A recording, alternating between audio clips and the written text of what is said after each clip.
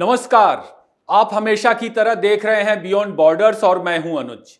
Operation सिंदूर में पराक्रम दिखाने के बाद विदेश नीति के मोर्चे पर भारत का यशगान आपको इस वक्त हर तरफ दिख रहा होगा। मालदीव में जो हुआ, जो चमत्कार हुआ है और भारत ने वहां जिस अंदाज में जिन शर्तों पर आधा दर्जन से ज्यादा समझौतों पर दस्तखत किए, उसके पीछे अब तक क्या कुछ हुआ यह किसी को बताने की जरूरत नहीं। आप सोचिए कि मोहम्मद मुइज्जू के लिए किस तरह की असहजता होगी। मालदीव में Mohammed Muizzu India out campaign की वजह से सत्ता में आए थे और मोदी विरोध के रथ पर सवार होकर उन्होंने सत्ता चलाने के प्रयास किए। उन्हीं मोहम्मद मुइज्जू को कुछ ही महीनों के अंदर प्रधानमंत्री नरेंद्र मोदी को मुख्य अतिथि बनाकर आमंत्रित करना पड़ा। वह भी कब, किस मौके पर? स्वतंत्रता दिवस समारोह में।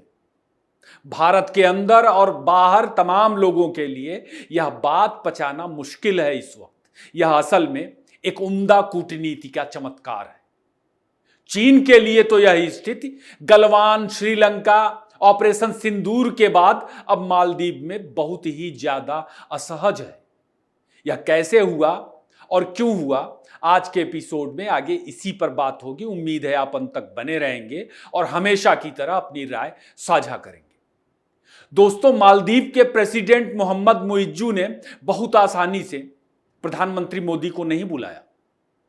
मोहम्मद मुइज्जू को लगा था कि भारत विरोध के नाम पर वे चीन और दूसरे तमाम भारत विरोधी देशों की मदद लेकर अपना काम चला लेंगे, मालदीव का काम चला लेंगे, लेकिन ऐसा हुआ नहीं। चीन किसी देश में क्यों जाता है यह असलियत पूरी दुनिया जानती है, लेकिन मोहम्मद मुइज्जू की जिद की वजह से मालदीव की अर्थव्यवस्था के सामने चुनौतियां खड़ी हो गई, क्योंकि वे चीन के पास जाना चाहते थे, भारत को नजरअंदाज करना चाहते थे। पाकिस्तान और श्रीलंका का अंजाम देखने वाला मालदीव का एक बड़ा तबका मोहम्मद मुइज्जू का भारी विरोध करने लगा जब वहां पर स्थितियां भारत से अलग जाने के बाद खराब होने लगी। चीनी मोहब्बत के चक्कर में मालदीव दिवालिया होने की कगार तक पहुंच गया और आखिरकार मोहम्मद मुइज्जू को भी असलियत का ज्ञान हुआ, उन्हें झुकना पड़ा। भारत ने मालदीव की बड़े पैमाने पर फिर मदद की और उसे दिवालिया होने से बचाया, जैसे भारत ने श्रीलंका को एक बड़े संकट से बाहर निकाला था। वह संकट भी चीन की वजह से था। अब देखिए, मोहम्मद मुइज्जू के एक रिश्तेदार हैं, अब्दुल्लाह बिन मोहम्मद इब्राहिम। अब्दुल्लाह बिन मोहम्मद इब्राहिम एक धार्मिक संगठन के मुखिया भी हैं मालदीव में।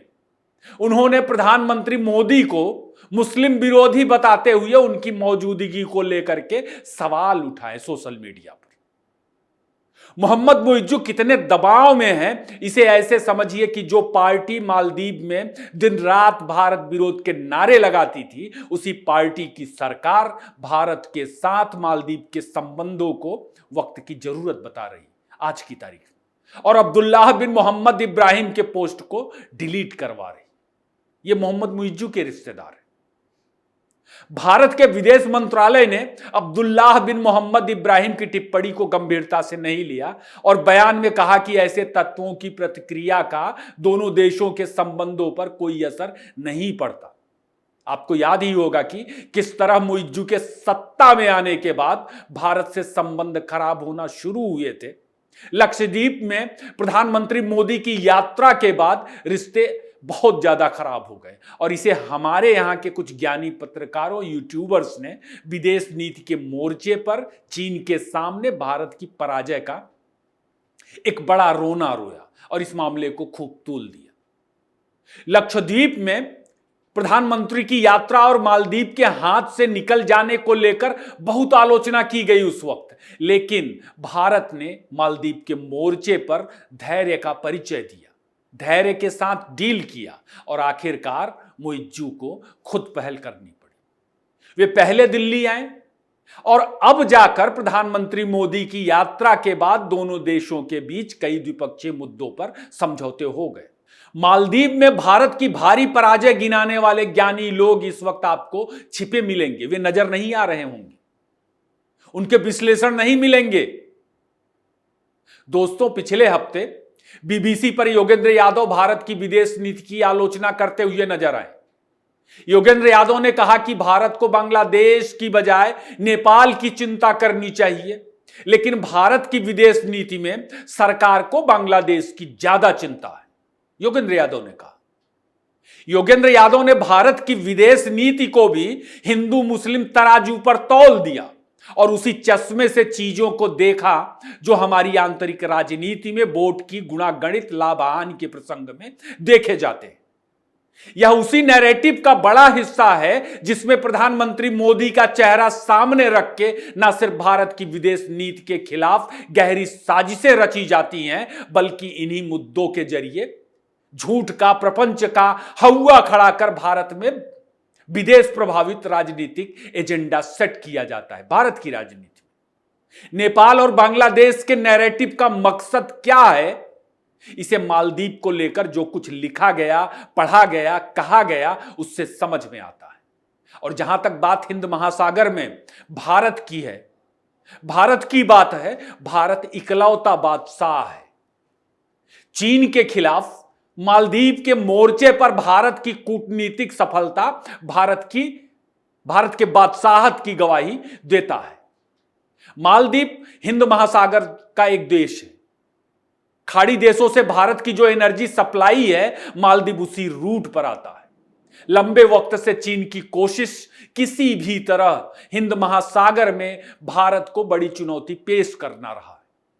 चीन की असल परेशानी यह है कि मलक्का चौक की वजह से एक रास्ते पर भारत ने उसे पहले से घेरा हुआ है और बाकी के रास्तों में भारत की मौजूदगी का चीन के पास कोई तोड़ नहीं।